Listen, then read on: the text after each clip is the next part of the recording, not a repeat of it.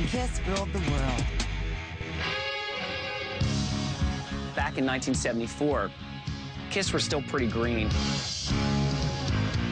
Our parents were the ones driving us to the airport. I don't think they had any idea what they were transporting their kids to. It wasn't summer camp. The first tour was mayhem, pretty much. We called it the dartboard tour. Somebody put a blindfold on, threw a dart at a map of the United States and said, wherever that dart lands, that's your next gig. Even though we were the opening act, and even though we were very nice and thanked everybody for bringing us out on tour, we had a take-no-prisoners attitude. We opened for Billy Preston once. We finally got a big gig, and he was so pissed at Gene spitting blood on the stage that night that we were throwing up the show. We would play with English blues bands. We would play with folk acts. We were playing anywhere we could.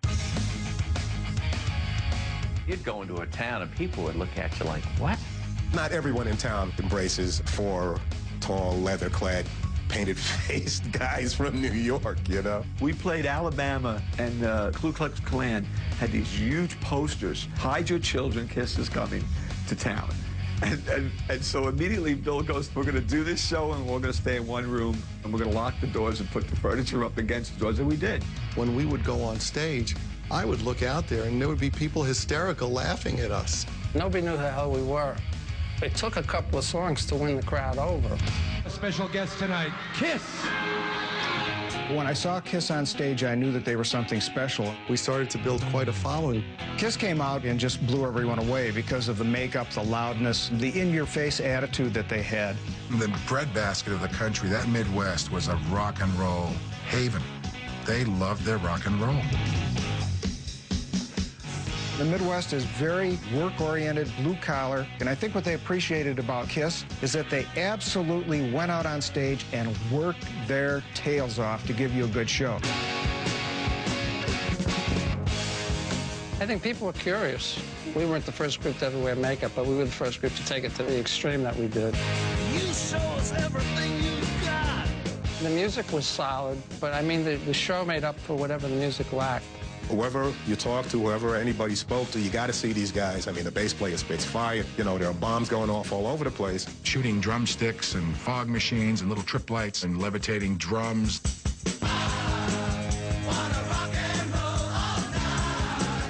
Initially, I wanted these drum rides to go up where you wouldn't see anything underneath. It would kind of levitate off the ground. He'd have loved the idea until we actually built it. Wherever we would play, we'd get like 20 of the biggest, strongest guys, and it was 2 ropes behind where they'd have to pull me up. So the drums would kind of like sometimes, if they were drunk, half of them, they would kind of go up like this, and I would be like, oh, we're going to fall. The early stuff was so unsafe, but we were unsafe. Get the firehouse! One of the big hazards for Gene in particular was the actual kerosene that he uses for that fire-breathing trick. Breathing fire has its repercussions. One of the early days, he swallowed a mouthful of kerosene. He made it through the set, bravely enough, and we took him to a hospital. The doctors gave him something called Ipecac. The unfortunate thing is I didn't realize when I first took it that all the liquids didn't just come out of my mouth. They also came out the back end. As far as the headliners, everybody hated us. They didn't want us to use our special effects, and we couldn't do this, and we couldn't have a sound check.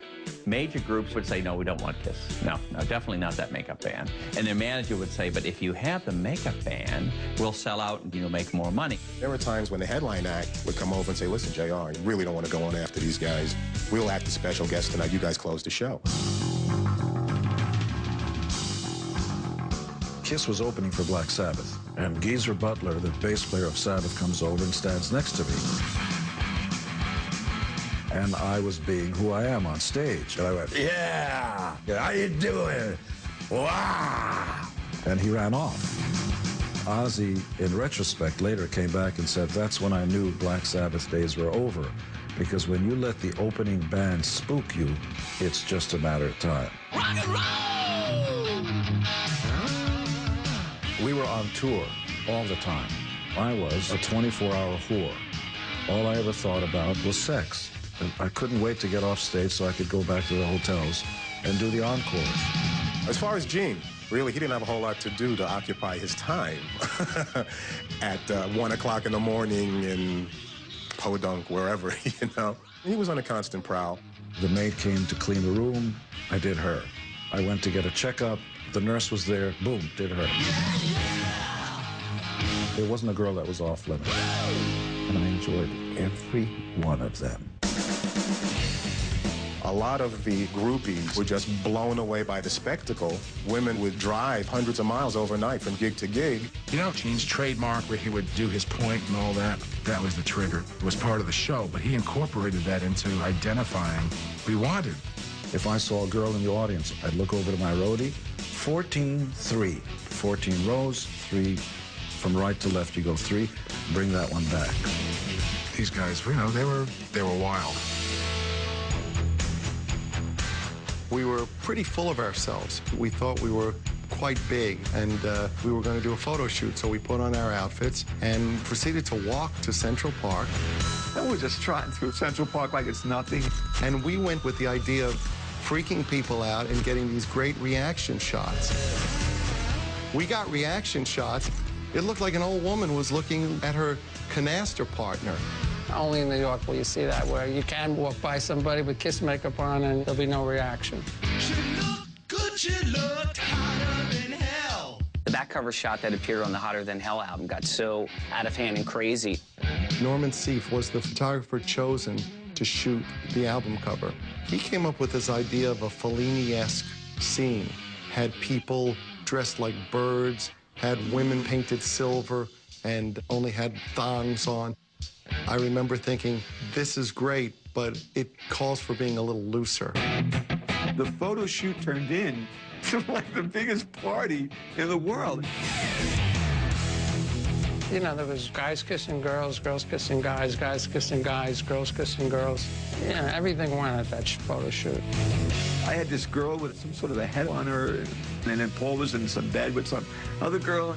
I think Gene's the only one who didn't get drunk that night with us because he doesn't drink. It was decided that I would be less dangerous to myself if I were locked in a car. To be in such sad shape that someone could actually lock you in a car and you couldn't figure out how to get out lets you know the kind of shape I was in. These guys had this aura and this feeling that they were the biggest thing. They were the next big thing. I remember Peter telling me, we're doing really great. I was thinking, they're really not doing that great. Unfortunately, the first 3 albums really never sold very much. There was a great disparity between how many people were coming to see us live and how many people were buying our albums. And people would tell us, you know, your albums don't sound like what you are live. You know, they don't capture what you are. So we basically decided to do a live record. They always wanted things to sound bigger and bigger and bigger, larger than life, which is, that's their philosophy. And I thought, well, this is pretty cool. They may not be the greatest musicians in the world, but with a little work, we can make this into something. The hottest band in the land, Kiss! We recorded a lion's share of Kiss Alive at Cobo Hall in Detroit. When they did that live recording, that was it. That blew the lid off. You could see it in the picture of what it must have been like to play that night. You could feel the energy.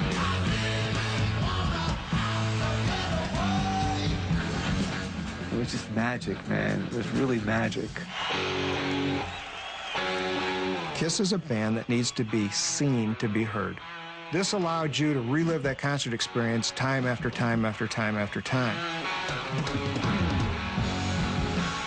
The record explodes. A double album goes gold, platinum, double platinum, triple platinum, just kept going. We had no idea what we had created. That was really the rocket that took off and started the Kiss explosion, or Kissteria, full bloom.